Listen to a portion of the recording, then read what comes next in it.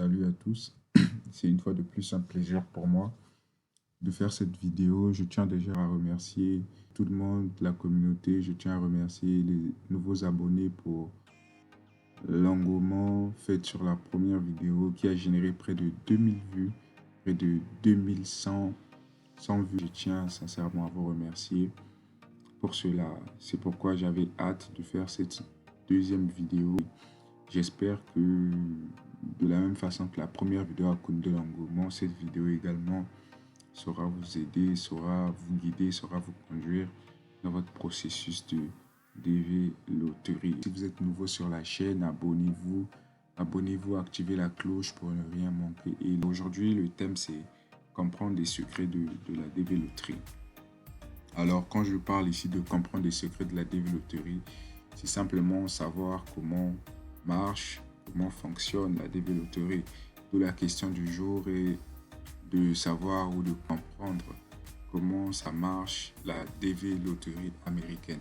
Vous savez, beaucoup de gens échouent, sinon beaucoup de gens sont parfois déçus, ou beaucoup de gens n'arrivent pas jusqu'à l'étape de l'obtention du visa américain parce qu'ils ne comprennent pas, ils ne connaissent pas les étapes. Vous savez, la DV Loterie, c'est un programme d'immigration américaine. Et vous savez que tout ce qui concerne l'immigration est sensible.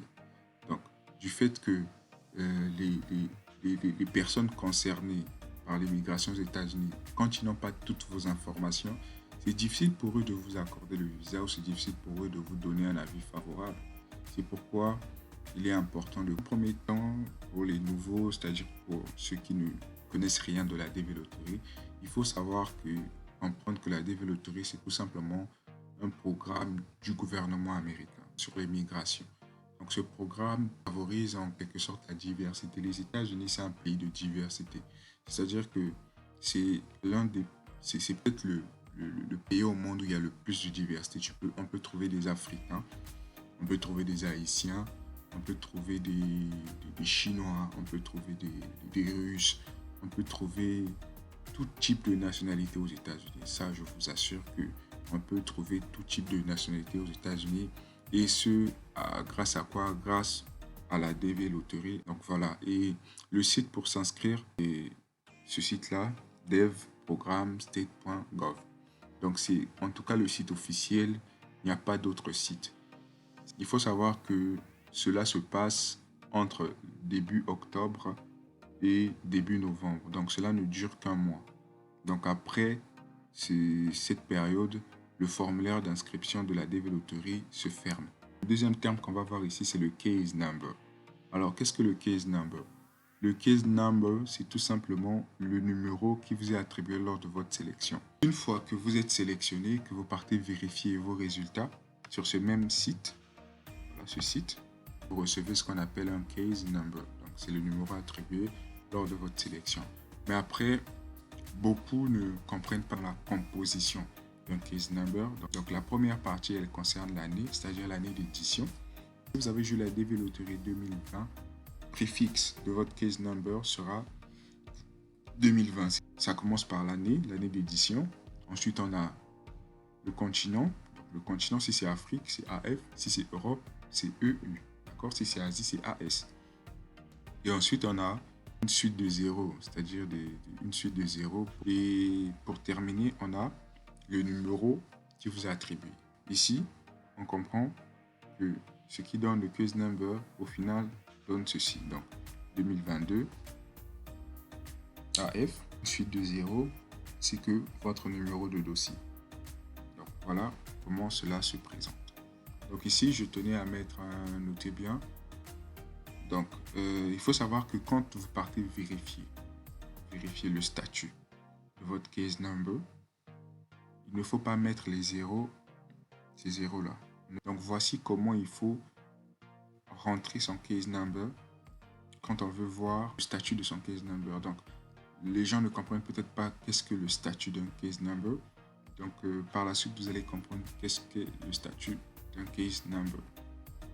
Et ensuite, on va parler ici du sponsor. Il faut savoir que une fois que vous participez à la DV Loterie, une fois que vous avez joué, il est conseillé aux gens de de prendre contact avec soit un membre de la famille résidant aux États-Unis depuis plus de 5 ans, on va dire comme ça. Parce que pour moi, je considère que quelqu'un qui vit là-bas plus de 5 ans a pu s'acclimater à la vie aux États-Unis, a forcément un job, a peut-être les moyens de vous héberger de façon temporaire. D'accord? Et soit un membre de la famille également. Donc, le sponsor, c'est quelqu'un, comme écrit dans la définition, c'est quelqu'un qui est apte à vous héberger de façon temporaire pour que vous ne soyez pas une charge pour le gouvernement américain. Donc, on continue et on va parler de l'Affidavit of Support. Donc, Affidavit of Support ou encore appelé formulaire I-134. Donc, à quoi sert le formulaire? Alors, c'est un formulaire qui est rempli par votre sponsor pour assurer qu'il a les moyens de vous prendre en charge de façon temporaire. Donc, encore là, le Affidavit of Support, pardon, j'ai du mal à prononcer. Je ferai une vidéo un peu plus claire dessus, mais il s'avère que il n'est pas demandé dans tous les pays. Donc, à quoi sert le Affidavit of Support? Il est lié automatiquement au sponsor. C'est-à-dire que dans certains pays, quand vous partez passer votre entretien, vous n'allez pas seulement ramener le nom et l'adresse de votre sponsor. D'accord? Il y a des pays, prenons le cas de la RDC, du Congo-Brazzaville, parce que moi je réside au Congo-Brazzaville et il s'avère que nous, au Congo-Brazzaville, nous passons nos entretiens en RDC. Donc il s'avère qu'au Congo-Brazzaville, on n'a pas besoin de l'affidavit of support. Nous avons simplement besoin de ramener le nom d'un résident aux États-Unis ainsi que son adresse. Cela suffira largement. Pardon. Donc, mais il s'avère que dans d'autres pays, on a besoin d'affidavit of support. Donc l'agent consulaire aura besoin de voir l'affidavit of support rempli par votre sponsor pour être sûr que ce dernier saura ou a les capacités de vous héberger le temps pour vous de trouver un job, de trouver une maison, de trouver quoi faire en fait. Surtout quand c'est une famille, je pense que à ce moment-là, l'affidavit of support devient nécessaire. Mais quand c'est solo, c'est-à-dire que une personne, vous êtes seul, je pense que le nom ainsi que l'adresse du sponsor le jour de l'entretien devant l'agent consulaire suffirait largement. Et ensuite ici on a ce qu'on appelle la DS-260. Alors, qu'est-ce que la DS-260? La DS-260, c'est le formulaire que l'on remplit après avoir été sélectionné. Donc, des premières heures, dès qu'on affiche les résultats, par exemple les résultats de la DV Loterie 2024, qui a été joué en 2022, seront affichés le 7 mai, ce sera un samedi 7 mai. Donc, le samedi 7 mai, quand vous êtes informé de vos résultats, c'est-à-dire que vous avez un avis favorable, que vous avez été sélectionné, automatiquement ou dans des brefs délais, remplir votre DS-260. Donc, également le site pour remplir la DS-260, le voici. Donc, ceacstate.gov, CEAC. D'accord? Quand vous remplissez votre DS-260, cette dernière, c'est-à-dire ce formulaire est soumis au KCC et le KCC va se charger de vérifier toutes les informations que vous avez remplies, que vous avez renseignées sur le site. Et ensuite, on va parler du KCC. Donc, qu'est-ce que le KCC? Le KCC signifie en anglais Kentucky Consular Center. Donc, en français, c'est le centre consulaire du Kentucky. Donc, à quoi sert ce service en fait? C'est un service, service, on va dire comme ça. Donc, sa mission, c'est de nous envoyer des courriels. C'est eux qui sont chargés de nous envoyer le courriel. Par exemple, quand vous êtes sélectionné, c'est le KCC qui vous envoie votre lettre de sélection. D'accord? Quand vous êtes sélectionné. Et le KCC également n'est pas seulement chargé de nous envoyer des courriels par moment, mais est chargé également de faire la vérification de notre dossier. D'accord? C'est le KCC qui vérifie notre dossier et une fois que notre dossier a été vérifié et approuvé par le KCC, il est ensuite envoyé au niveau du NVC. Alors, le NVC, c'est le centre national des visas. En anglais, National Visa Center. Alors, leur mission est simple. Leur mission, est de délivrer des visas à chaque numéro de dossier qui a été validé par le CACESE. Et ici, on va voir en fait les premiers statuts de votre dossier. Donc, j'ai expliqué, le parcours était simple. Premièrement, quand vous remplissez votre DS 260, il faut savoir que votre DS 260, elle arrive auprès du KCC. D'accord? Donc, le KCC, c'est ce dernier-là qui est chargé de vérifier de fond en comble votre dossier. Donc, de vérifier de fond en comble votre dossier, voir si votre dossier peut plaire ou votre dossier est apte à immigrer aux États-Unis. Donc, pendant ce temps, il y a ce qu'on appelle les statuts de dossier. Donc, lorsque votre dossier quitte le KCC pour le NVC, votre dossier est en statut at NVC. Donc, tout simplement, qu'est-ce que ça signifie? Votre dossier est en traitement auprès du NVC. Quand votre dossier est correct, qu'est-ce que le NVC fait? Le NVC attribue à votre dossier un visa. Une fois que c'est fait, qu'est-ce que fait le NVC? Le NVC les envoie à votre ambassade. D'accord? Donc, quand le NVC prend les dossiers et envoie à l'ambassade, votre statut à ce moment-là va changer. Votre statut ne sera plus at NVC et votre statut deviendra IT Transit.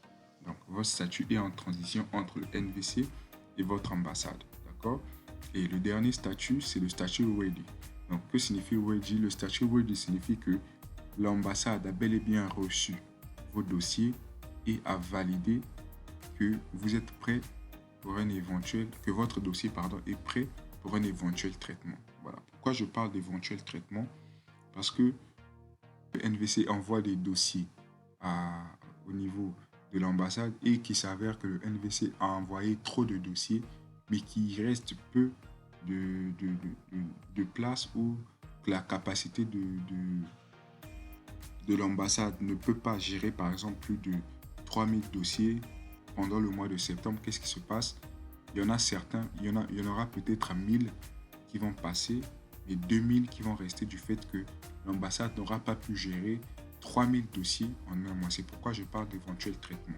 Donc, ceux qui ont la chance de passer dans des mois avant septembre, c'est des gens chanceux, je veux dire. Mais ceux qui arrivent à partir de septembre, les dossiers qui sont ready à partir de septembre, c'est quand même assez chaud pour eux parce que ils peuvent ne pas aller à l'entretien. Donc, 600, 1500, peut-être 500 iront à l'entretien ou peut-être 1000 iront à l'entretien, 500 vont rater l'entretien. Surtout pour ceux qui ont des interviews programmées pendant le mois de septembre. Donc voilà un peu, c'est pourquoi je parle d'éventuel traitement parce qu'on n'est pas vraiment sûr. J'ai reçu des commentaires du genre j'ai été sélectionné, j'avais un bon numéro, mais j'ai pas pu aller en entretien. En fait, c'est souvent par rapport à ce genre de cas, l'ambassade n'a pas les capacités de traiter parfois la quantité de dossiers que le NVC leur envoie. D'accord? Donc c'est souvent ce genre de problème auquel sont confrontées les ambassades. Donc vous pouvez être ready mais ne pas passer en entretien tout simplement parce que votre ambassade n'a pas la capacité requise ou n'a pas la rapidité de traitement qu'il faut pour traiter un très grand nombre de dossiers. Donc, c'est des hommes après tout. Ils n'ont que deux mains, donc ils ne peuvent pas faire grand-chose. Ils ne peuvent que traiter ce qu'ils peuvent traiter. Ce qu'ils ne peuvent pas traiter, ce sera des dossiers, certes ready, des statuts ready, mais des dossiers qui ne passeront jamais en entretien, tout simplement. Alors, on va continuer. Ici, on va parler du visa bulletin. Donc, le visa bulletin, c'est tout simplement une publication mensuelle. À quoi nous sert le visa bulletin? Le visa bulletin nous sert simplement à voir quelle est la tournure des case numbers. Après le visa bulletin, après le statut ready, il y a ce qu'on appelle la visite médicale. La visite médicale, c'est quoi? C'est tout simplement le rendez-vous de santé global, on va dire comme ça. Mais pas n'importe où. Cela doit être dans une clinique certifiée par l'ambassade. Abonnez-vous et likez. Activez surtout la cloche de notification pour ne rien manquer de la suite de nos vidéos. Donc ici, on va parler des estimations de prix de visite médicale. Donc les visites médicales, l'estimation de prix, on va dire comme ça, donc environ 80$ pour les enfants et environ 300$ pour les enfants. Je dis comme ça, mais vous avez toujours la possibilité de contacter les cliniques avant d'aller passer vos visites médicales. Donc, quand vous recevez la lettre qui vous informe que vous allez passer l'entretien tel jour, par exemple dans une semaine, il faut vous rassurer qu'une semaine avant, vous passiez votre visite médicale. Mais avant de passer la visite médicale, vous avez la possibilité de contacter une clinique médicale qui doit être certifiée par l'ambassade des États-Unis. D'accord? Et une fois la visite médicale faite, réussie, on va dire comme ça, il arrive ce qu'on appelle l'interview. Donc l'interview, c'est simplement le rendez-vous programmé par l'ambassade avec l'agent consulaire pour l'obtention de votre visa. Donc, qu'est-ce qui se passe à l'interview?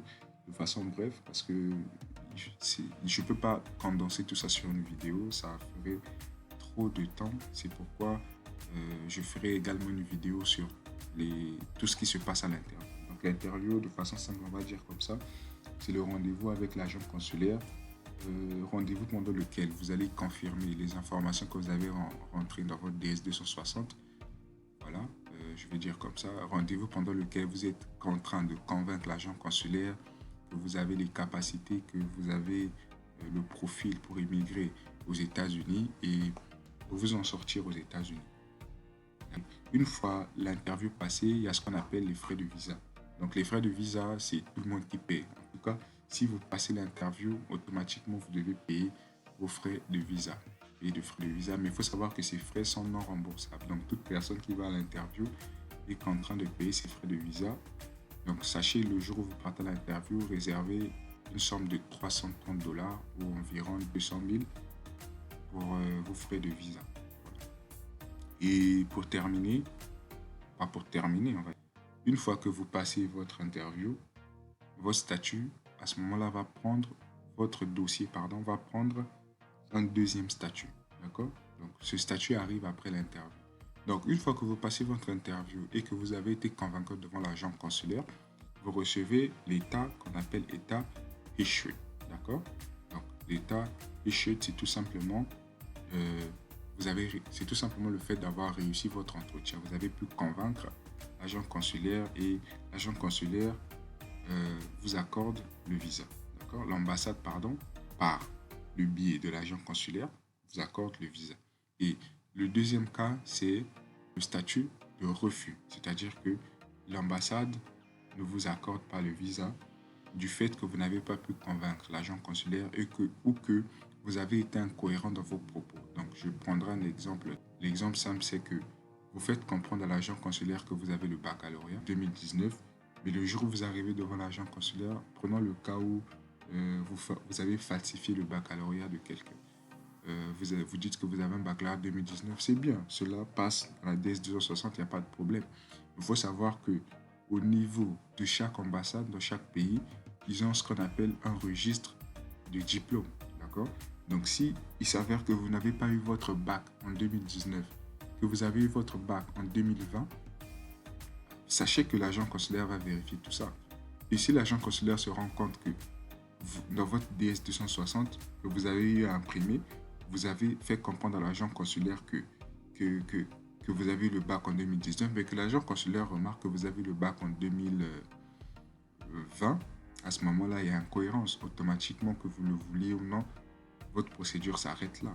Donc, il faut savoir que quand vous aurez fini l'interview, ne vous dira pas forcément de face que vous avez manqué votre interview, mais quand vous irez revérifier le statut de votre dossier, vous allez vous rendre compte que votre visa vous a été refusé tout simplement parce qu'il y a eu incohérence dans les informations que vous avez données. Et je tenais à préciser quelque chose que j'ai dû oublier. Donc, une fois que vous remplissez votre DS-260, rassurez-vous d'imprimer automatiquement cette DS-260 parce que vous la ramènerez le jour de l'interview devant l'agent consulaire. Donc, pour terminer ici, voilà, une fois que vous avez un avis favorable, c'est-à-dire que votre visa vous a été accordé, vous avez maximum, 6 mois pour quitter le pays. Donc, ça demande de l'argent. C'est pourquoi j'ai voulu un peu estimer. Donc ici, pour moi, j'estime le billet à environ $1 350, d'accord? Environ $1 350, donc 850 000 francs comme ça. Mais c'est selon les saisons, ça peut monter jusqu'à 1 million. Ça dépend en tout cas, je ne suis pas vraiment sûr. Ça, il faut peut-être se renseigner auprès des compagnies aériennes, d'accord? Et après le billet d'avion, on a la green card. Donc, qu'est-ce que la green card? La green card, comme je l'avais dit dans la première vidéo, c'est tout simplement la carte verte. Cette carte verte vous donne les mêmes droits qu'un Américain, c'est-à-dire ça vous donne le droit de résider aux États-Unis de façon libre, de façon sûre, de façon sécurisée. Vous n'êtes pas comme un sans-papier, vous avez votre green card et votre green card, vous l'avez vous l'avez avec vous pendant une période de 10 ans renouvelable. D'accord? Donc, à noter, les frais de green card sont payables à l'arrivée, avant votre arrivée aux États-Unis ou à l'arrivée aux États-Unis. Donc, le coût, c'est 220 000 francs, pardon, 220 dollars, environ 135 000 francs. Donc, vous avez la possibilité de payer vos frais de green card en ligne, d'accord, sur le même site dans lequel on remplit la DS260. Et vous avez également la Social Security. Donc, il faut savoir que la Social Security va ensemble avec la Green Card. Donc, quand vous avez la Green Card, vous devez avoir votre Social Security. Donc, qu'est-ce que la Social Security? C'est tout simplement un document qui vous permet d'exercer en toute légalité aux États-Unis. C'est-à-dire, vous pouvez travailler, vous pouvez aller à l'école, vous pouvez avoir un compte bancaire, vous pouvez faire des prêts. Vous avez un droit de retraite au cas où vous rêvez par exemple de finir votre vie aux États-Unis. Rien qu'avec votre Social Security, cela vous permettra déjà d'aspirer à des droits de retraite et vous pouvez faire énormément de choses avec. Donc c'est pourquoi il est conseillé aux gens avant de quitter le territoire, c'est-à-dire avant de quitter votre pays pour les États-Unis, il est conseillé de déjà payer d'avance votre green card et si possible votre social security. Donc voilà un peu ce que j'avais à vous dire sur les secrets et le fonctionnement de la DV Lottery. Donc c'est ça, je tenais à vous remercier d'avoir suivi la vidéo jusqu'à la fin et encore une fois de plus, je vous en prie, abonnez-vous, likez la vidéo, partagez autour de vous et on se dit à la prochaine. Merci encore.